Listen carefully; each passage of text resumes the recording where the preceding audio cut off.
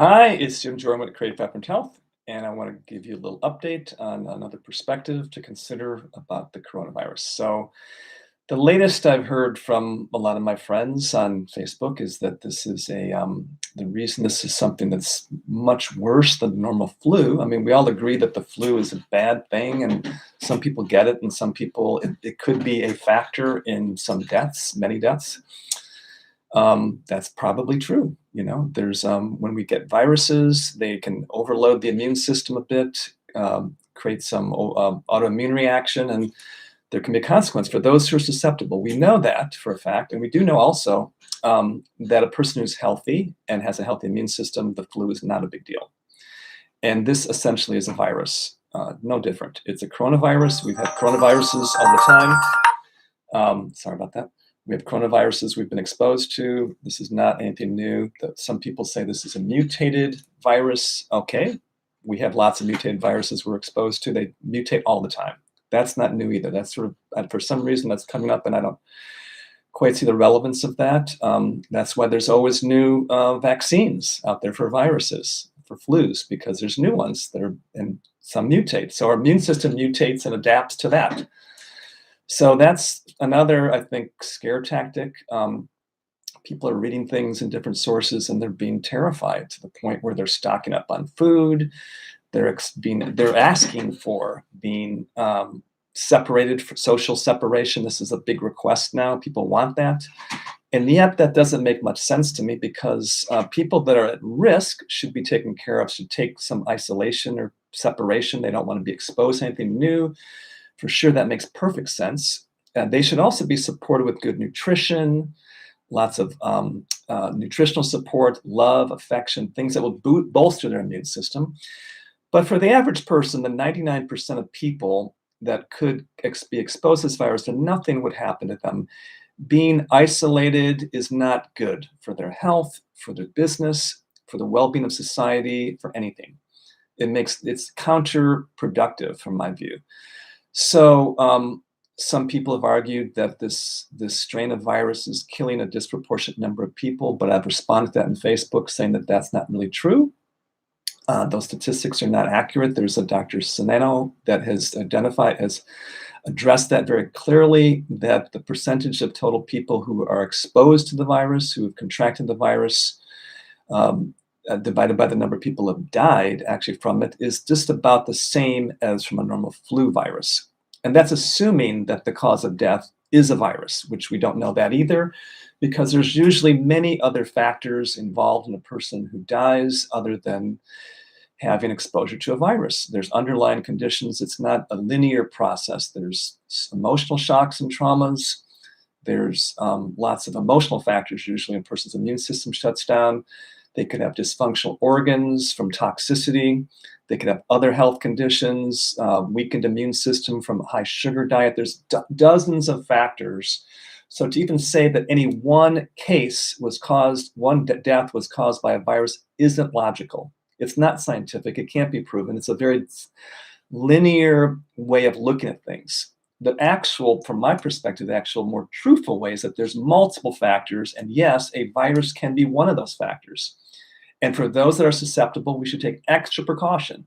But for society as a whole, healthy people, the average person, to be isolated, to be terrified, like they're going to drop dead if they touch a doorknob, if they have this the little snot on there, is, to me, a severe overreaction. And it's causing panic and actually harming people's health. So the message I'm making is, I've been told by some people, my view is dangerous. I think my view is not dangerous. I think the view we're getting from the media, the conventional media, and the CDC is dangerous. That's my honest belief, that's more dangerous. It's one thing to say we need to take precautions for these people that are susceptible.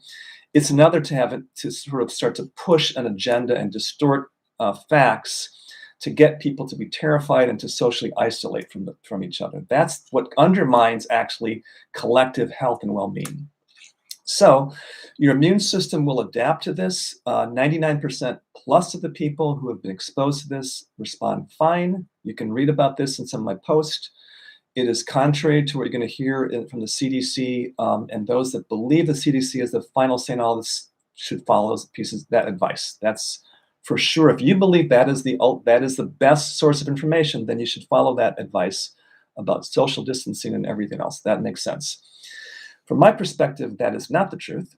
And so I'm speaking to people that either are open to another perspective or probably plenty agree with me already.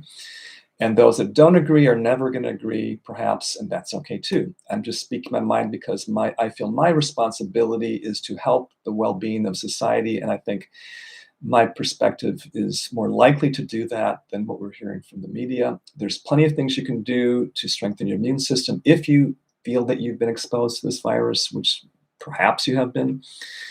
And I posted things about that, about being connected to the earth, about sunlight and how sunlight and fresh air was probably the most effective treatment for the Spanish flu of 1918. And there's many other things I posted, but it's more I'm responding now to sort of the lies and misrepresentations that we're reading about in the media about how long this virus survives and about the amount of people that are being the cause of death. Number one is absolutely not true. We don't know what the numbers is, and we don't know if anybody's death is caused exclusively by this virus. That's a fact from my perspective.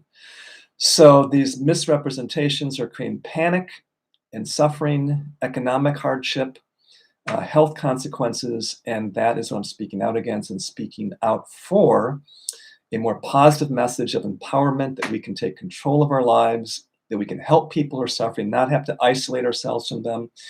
You can take precautions if you think that the virus is going to harm you, but I don't think isolating ourselves is a good idea. And I certainly don't think having restrictions on social gatherings is a good idea. And I know I'm in the minority, and I will probably be labeled as some type of, controversial person because of this, but that's my view. I think we're exposed to the flu virus all the time, and there's no restrictions on social gatherings, and this is essentially no different. And I'm happy to, people that want to research. I'm not an expert in this field. I've done my own research, but I've studied some information that I can share with people if they want to, and they can make their own minds up. I'm not asking people to believe me, but I'm asking people to think critically. This is an important time. There's a lot at stake, and I encourage people to think critically of anything that they hear from me or from the government or from their doctor or from anybody. And you are capable of making your own decision about what the truth is. And whatever that is, I support that. You should make your own decision, but make sure it is well-informed decision and you've questioned things thoroughly and made a decision on your health and political implications of this and everything, because there's a lot at stake for our society and our country and ourselves individually. So thank you for listening to me in this video, and I wish you all happiness, peace, and good health.